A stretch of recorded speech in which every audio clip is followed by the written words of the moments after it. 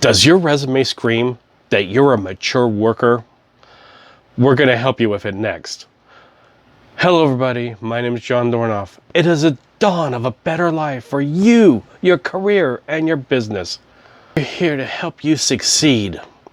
Every Monday we post on personal growth, on Wednesdays we post on career growth, and on Fridays we post on business growth. And today we are talking about resumes. Now this is specifically designed for mature workers, those over 40 who have a harder time in the workplace because of outright bigotry, discrimination. This could actually apply to even younger people. I know people who are fresh out of college, university, who have some of the same problems. So number one, the length of your resume.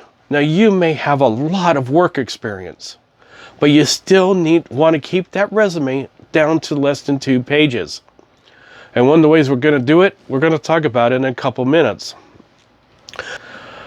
Another thing you have to watch out for is white space.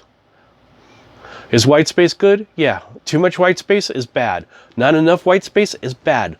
So you need to find a good contrast that makes it a good, readable resume. Resumes that, it seems like it's, the entire page is nothing but words. I've seen others that half the page is empty. So you need to find, a right balance. So it's good, pleasing to the eye. Next, something that will scream that you are an older worker is saying your objective. Today, you want to use a summary statement. A summary statement of, and this is a selling. You got to be selling. Your resume is selling that you deserve an interview. This is to get you in the door. So a summary statement of why you're a great candidate. Your experience, why your experience is going to make you a great candidate for the position. Next, contact information. I've said it in some other videos talking about in general resumes, but you gotta have a good email address. Nothing screams older worker than having a Yahoo or AOL or even some of the current ISPs, MSN or Earthlink or Comcast, whatever. It screams older worker. So get a Gmail account. And we're not in high school or college anymore, so you don't want to have those little cutesy email, names on your Gmail. Just use your name. You could use initials, J Dornoff. Make it simple. No bear123 or cutesy 576. So make sure you have a good Gmail account. Use only one phone number. Don't have multiple phone numbers, and make it your mobile phone, your cell phone. Then the other thing is you want to give them a link to your LinkedIn page.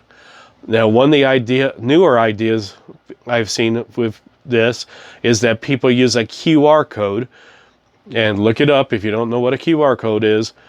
But it's one of those little symbols at the bottom that will link you to a website. Put a QR code that links to your LinkedIn page. Keep the formatting of this resume simple. Use a font that's easy to understand. You don't know who's going to be printing it out. You don't know the capabilities of their printer. So don't use any fancy fonts. Make sure to use a good, simple font. And one of the suggestions is use bullet points. Do not use paragraphs. And another thing that comes into this is, should it be in the first person or the third person? Be in the first person. A lot of people do not like it when they get a resume that's in the third person. Next up, your list of employment history. Do not include anything beyond 15 years. Also, do not put your education. Do not use dates. If you haven't gone to school in 20, 30 years, obviously that's going to show up. So be sure to not include dates on your education. When you're looking at your employment history, do not put on what task you did, accomplishments. Don't say, well, I was responsible for sales daily, improved sales performance by 60%, whatever it is. You want to show accomplishments. All resumes is you got to optimize for your keywords. Remember, there's a 50% chance that when your resume is looked at for the first time, it's not going to be looked at by a human. It's going to go through a computer. So they're going to optimize for the keywords. So make sure it's optimized for the keywords of the job you're interviewing for. And also, going back to your employment history, make sure that you're optimizing your employment history for the job you're applying for. In retail stores, interiors, to increase sales.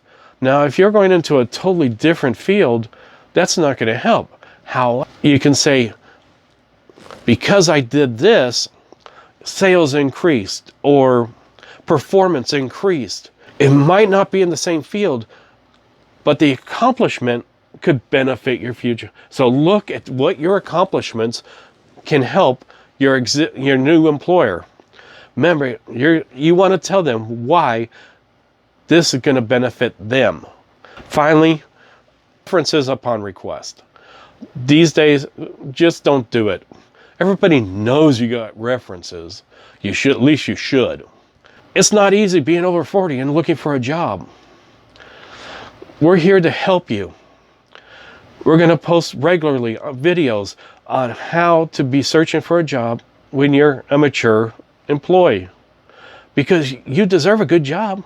You've worked hard. Show why you deserve to have this position.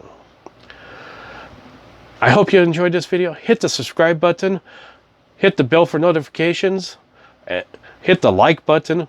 And we'll see you next time.